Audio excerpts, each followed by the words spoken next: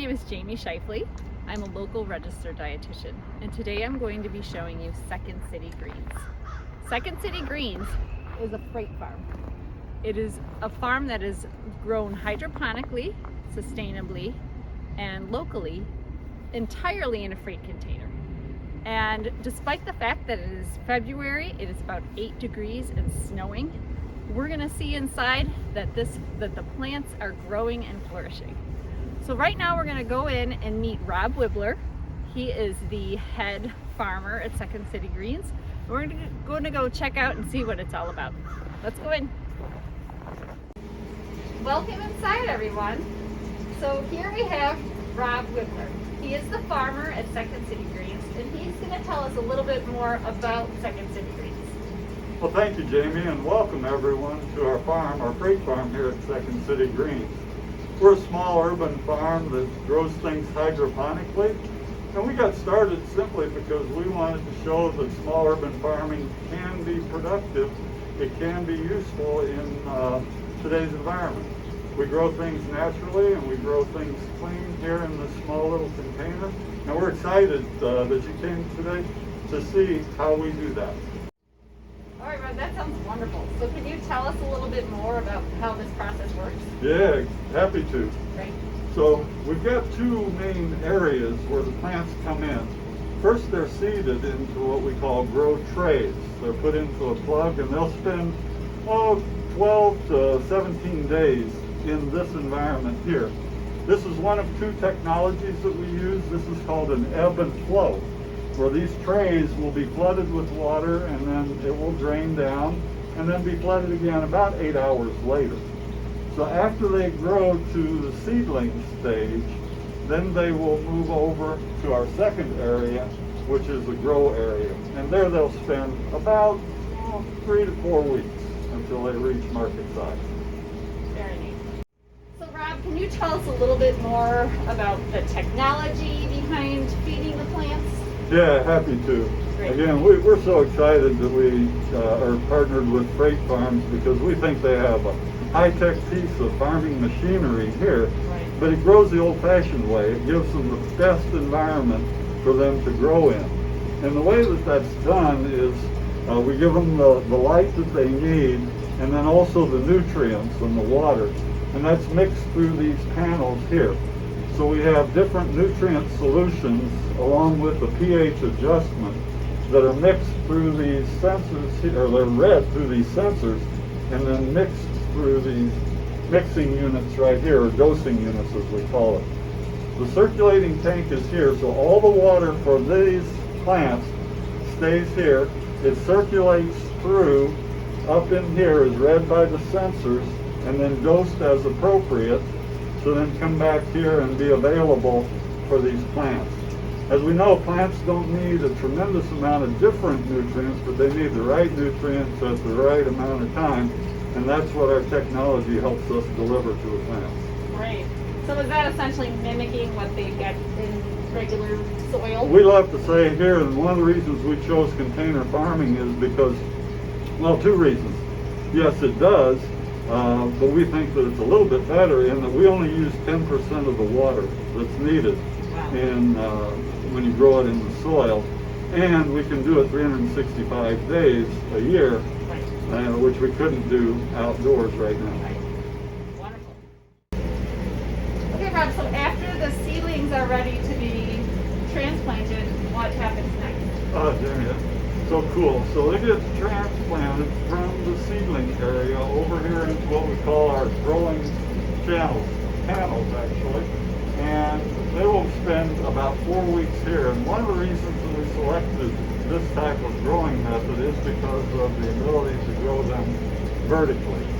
That requires each plant gets water and nutrition and the lighting that it needs to be able to grow healthy. So we'll bring this whole panel over to the seedling tray and just put the plugs right into the full material. And so at the top of this is a little wicking strip where the drip emitter up there at the top will drip down and allow the water, which holds all the nutrients, to come and nourish the plants.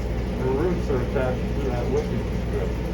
And so the water comes on for about 5 minutes and off for 40. And that seems to be a cycle that works really well for the plants in order to grow. So with this kind of a panel, we can really grow a lot of plants in a short period of time. Okay, so can you tell us a little bit more about the water and how that works and how that comes to the plants? Sure, Jamie. Happy to. You know, water is the source of life, and it's necessary for all of the plants, and we want to keep it as clean as possible when it comes in. And so we use city water, but here in Lockport, it does have a rather high mineral content. And while that's good for us and okay for us, it tends to clog up some of our plumbing here a little faster than what we like with it. So we run all of our water through a reverse osmosis system that we draw from the city of Lockport. And in doing so, the water goes down into the tank, and from this tank then it will go up to the front where it runs through the same mixing process as the seedling tank. Comes back here. This little other pump is the send pump that sends it up through the piping that will allow it to come down the drip emitters, and then it goes all the way to the bottom to the gutter to come back and be recycled. So we don't really lose any. Indeed, we actually even capture water from the air conditioner, which, believe it or not, it's 0 degrees outside today, and the air conditioner unit is running.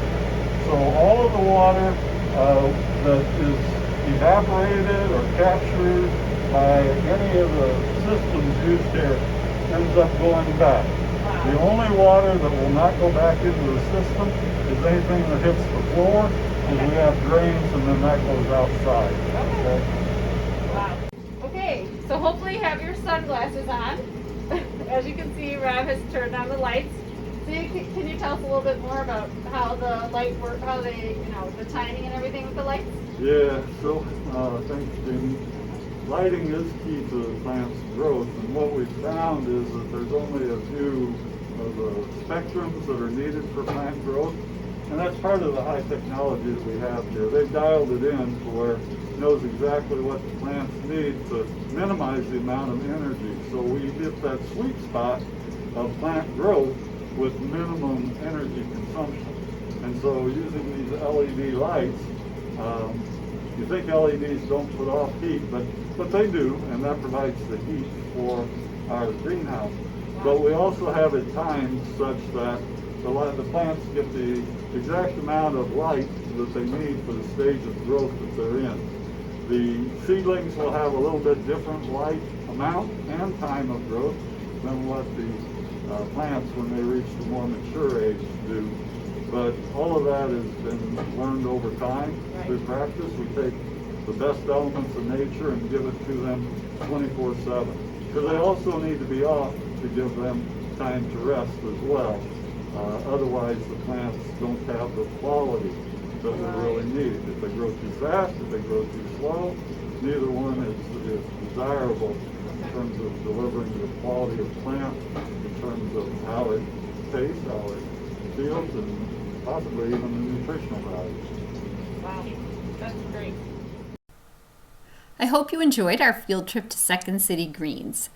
I only recently learned about this way of growing food, and I think it is so cool, and I believe there are so many opportunities in the future for this manner of growing. For one, it could be hyper-local.